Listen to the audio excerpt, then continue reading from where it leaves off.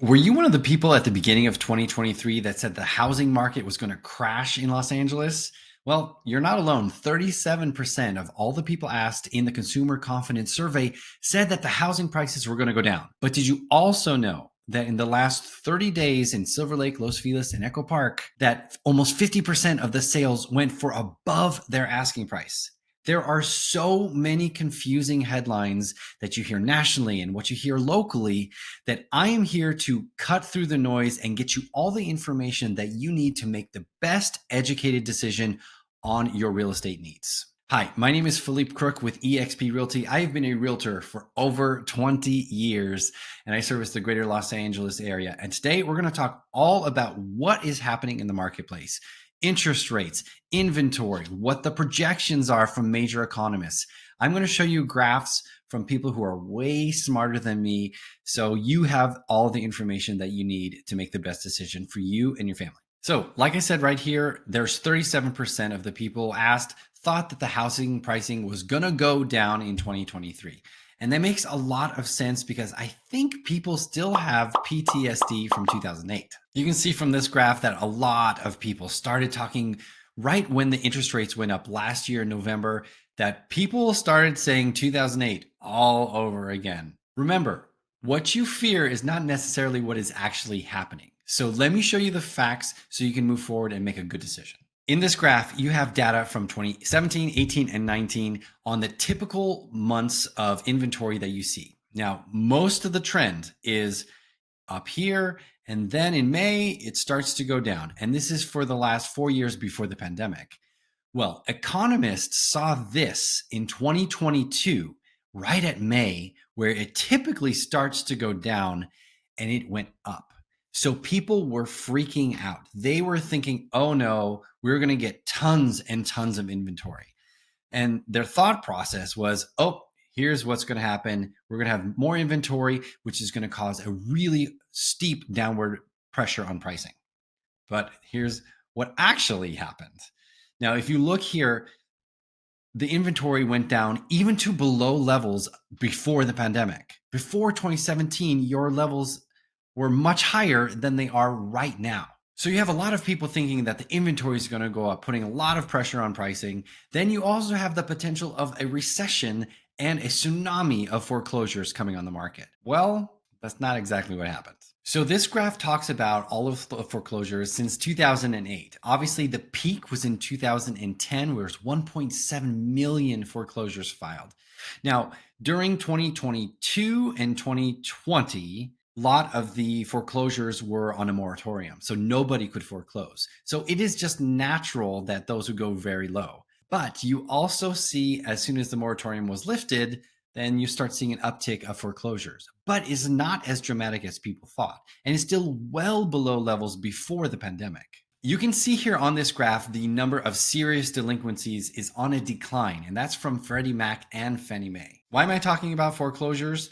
Because foreclosures have the biggest effect on housing pricing. Banks want to get rid of these foreclosures or their asset-owned properties as fast as they possibly can. And to do that, they put it on the market at an aggressive price to get an offer in 30 days or less. And when you have a flood of foreclosures coming on the market, the only way to get it done in 30 days is to reduce the price, and it keeps going down and down.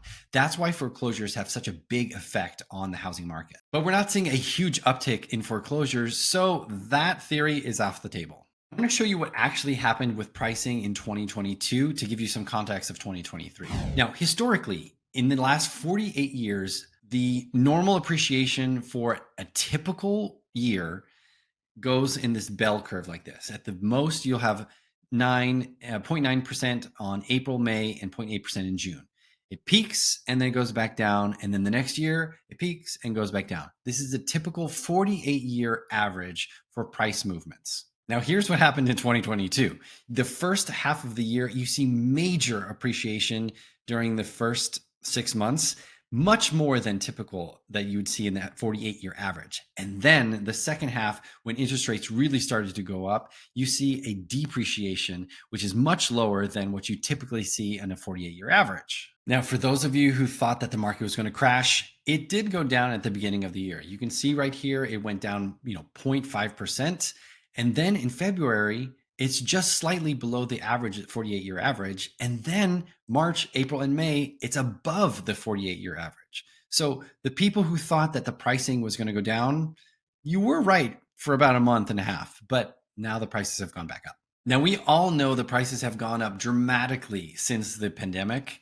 I just want to show you exactly how much here. It's kind of shocking. As you can see from this chart, the top 20 cities in the United States since March of 2020 saw major appreciation. And Los Angeles in particular has 39.7% appreciation since before the pandemic. So we all know that homes have appreciated, but what are they going to do the rest of this year and in 2024? Well, let me bring in some of the big economists to help explain what they think is going to happen. So in December of 2022, a lot of economists expected a major or slight home depreciation, but they have made adjustments this year. And so the current forecast, 4 out of the 6 economists think that the properties are going to appreciate, including 3.9%, 6%, 5.5%, and 6.8%. There were only 2 economists that didn't think that prices were going to go down. They just didn't think they were going to appreciate either. The reason why I bring up economists' prediction is because if you are a buyer in this market right now, interest rates are hovering above 7%. If you can buy a property and afford that interest rate, I would do it. And here's the reason why. When interest rates start to go down below 5%, there's going to be a flood of buyers who have been waiting for the interest rates to go down. When there's more buyers in the marketplace, you better believe there's going to be multiple offers. And when there's multiple offers, there's going to be a major price increase. So we already have low inventory. When more buyers come on the market, it is just going to be a frenzy. So if you can avoid that competition and afford that mortgage right now, refinance in a year, and then you will not have to deal with any of the competition of buying a property. Plus, you get the appreciation that you have had over the last year while interest rates go down.